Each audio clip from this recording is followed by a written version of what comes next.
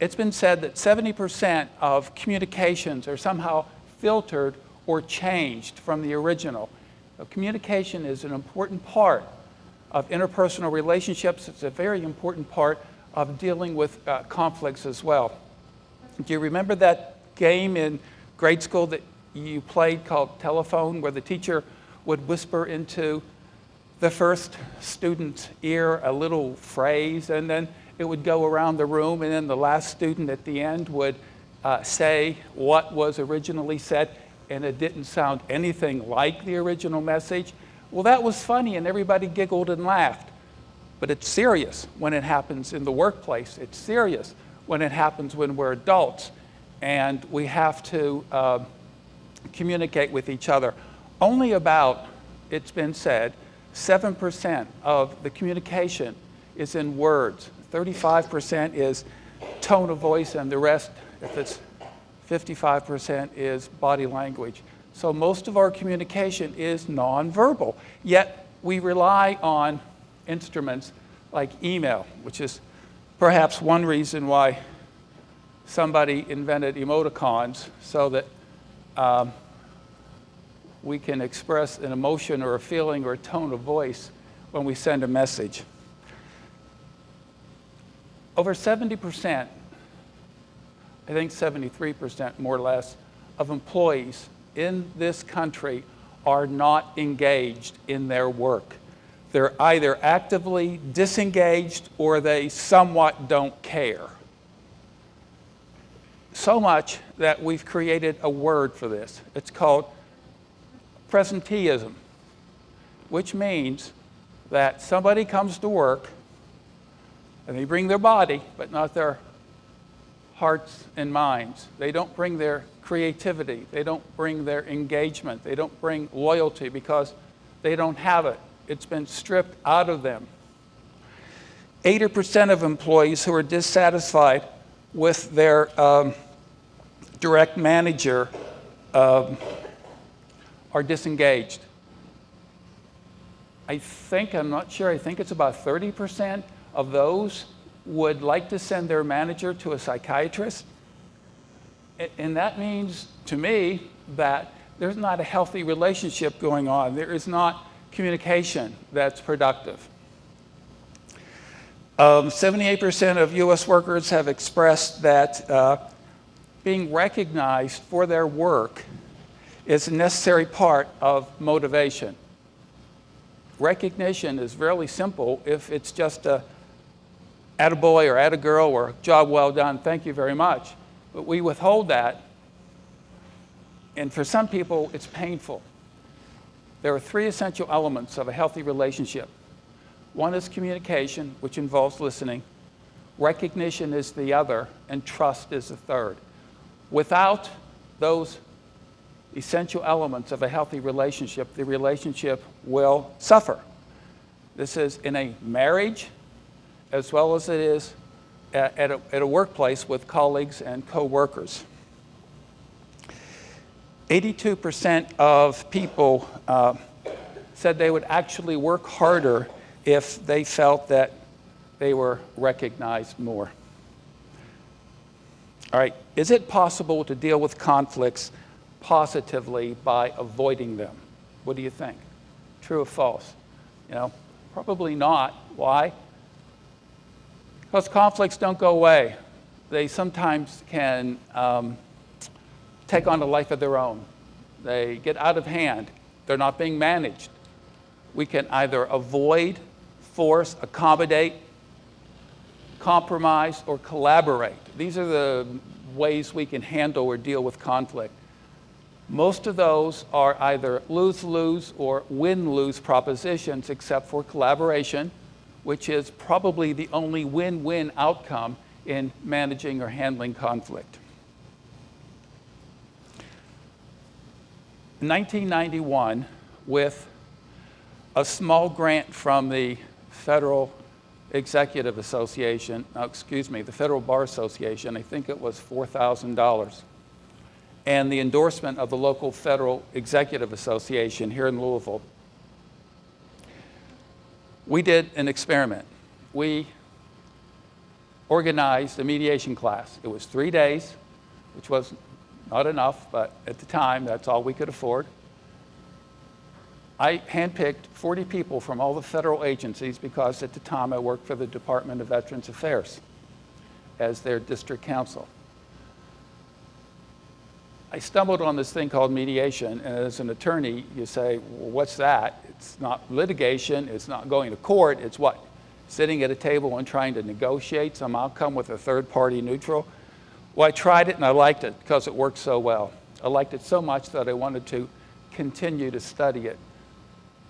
And I didn't want to do it alone. So I found some friends who were also attorneys, and we did our own little class. But that was only a day, and we were dangerous after that. So now we're going to go for a 3-day training, and I want to expand the audience to non-attorneys. So 40 folks from all 18 different federal agencies in the Louisville metro area for 3 days. That's no big deal, but this is what happened. One of the people invited happened to be the human resource director for the Postal Service in Louisville, the main post office. Do you remember in the late 80s, there was a term that was coined about what was going on in post office property and post office workplaces? It was called going postal. That was, in fact, a form of conflict resolution where you shoot the problem, who probably was a coworker or a boss.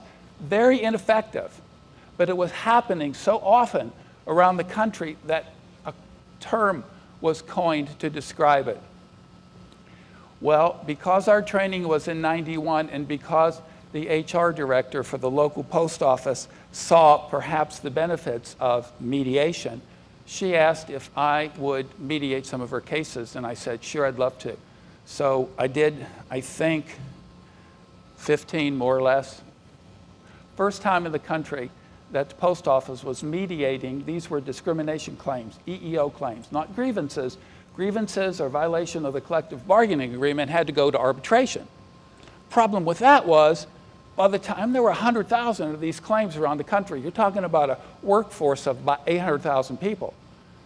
By the time an arbitrator, an outside impartial third party, got to sit down and hear the evidence and make a decision about who is right or wrong, it would be years, sometimes as many as 3 years for that hearing. And people had to work together in the same place for that period of time, not liking each other, you can be sure. So mediation is something that could be set up the next day. And in those first initial mediations that we did here, because they were all successful, somebody in Washington, get it? Headquarters said, hey, we think we could use that. So a team was sent down, and by 1995, the United States Postal Service created their internal mediation program, which they call REDRESS. REDRESS stands for Resolve Employment Disputes, Reach Equitable Solutions Swiftly. They've done hundreds of thousands of mediations since it began. Just to share with you, the third quarter of 2016, there were 10,354 EEO claims filed across the country. 3,635 were mediated, and of those mediated, 1,996 were resolved, and that's a 54% resolution rate.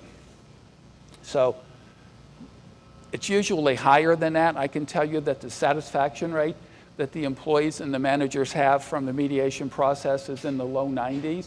The resolution rate is, in some cases, it used to be higher. I'm not sure if the culture is changing, and that's why it's only at 54%. But yet it's successful because it not only saves money, but it saves relationships, and that's what's important. Okay, whenever a conflict is resolved, there is always a winner and a loser, true or false?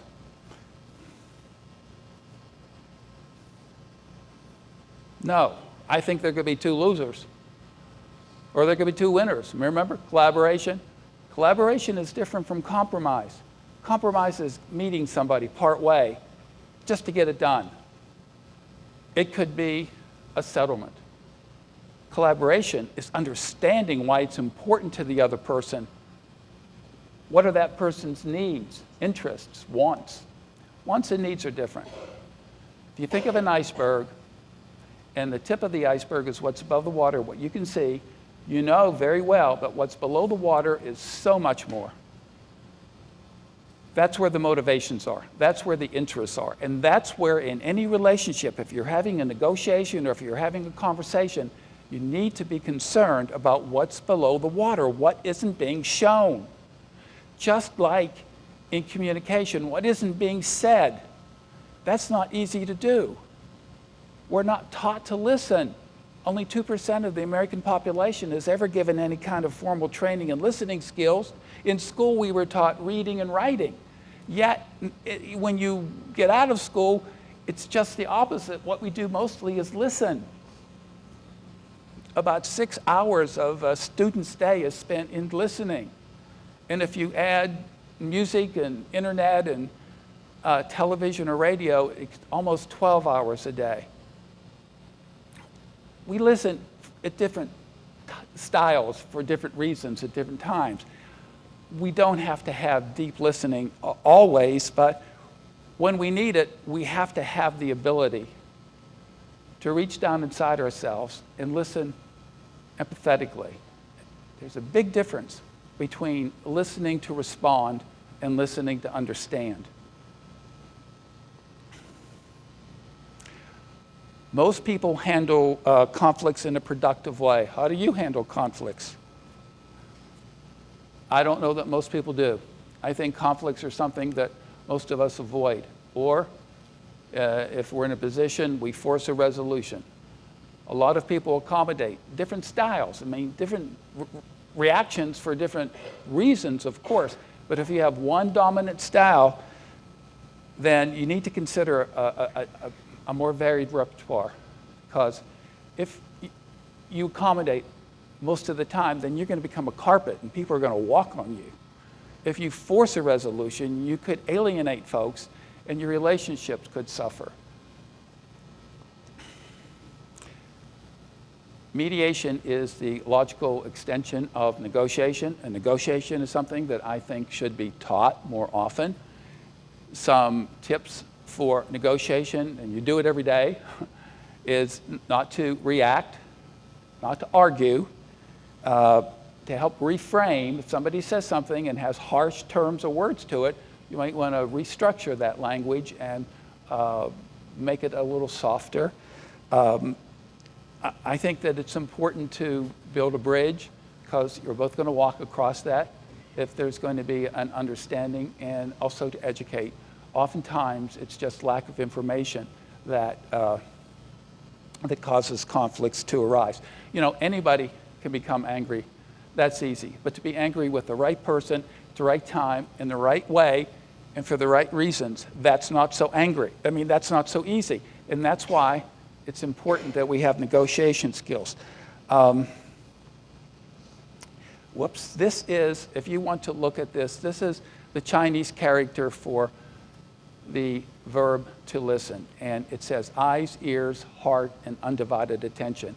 And this is what active listening is. This is what deep listening is. This is where we need to go. This is listening to understand and not listening to respond. I like this phrase, listen or thy tongue will keep thee deaf. It's so important because people have something to say. They might not say it directly, but they'll say it if you listen. Let's call this children of Syria. I want to talk about compassion. Compassion involves suffering. Compassionate action is acknowledging the suffering of another and taking affirmative steps or action to alleviate or address that suffering. This is what the world needs more of. This is what Louisville is leading the world in as a compassionate city. This is what the University of Louisville is trying to do as well. And I think it's really important when we say our medical school is compassionate or when we say our law school is compassionate. People might shake their heads and say, what's that about? But believe me, when you're the first, there's a lot of confusion. Watch us. Let's model what compassion is and how it's supposed to work. I'm going to jump to something that I think is really important, and that is an acronym that a friend and colleague of mine, Dr. Lavina Wilkin from Sullivan University, created. It's PEACE. It's not original, right? PEACE. But this is what's important about this acronym. P stands for perception clarification.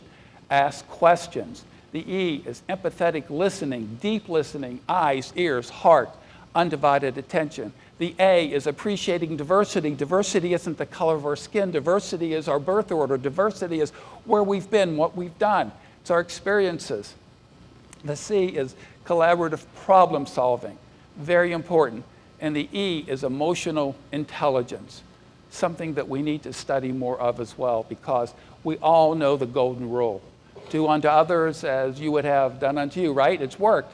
But what about the new golden rule, which is do unto others as they would have done unto them? Why would the focus need to be on us? Why can't the focus be on someone else? Why can't we learn languages of appreciation, how other people want to be treated, how other people want to engage with us? This is a challenge. This is important because otherwise we're going to have much more conflict. And if we don't know how to handle it, it's going to affect us adversely. Thank you very much.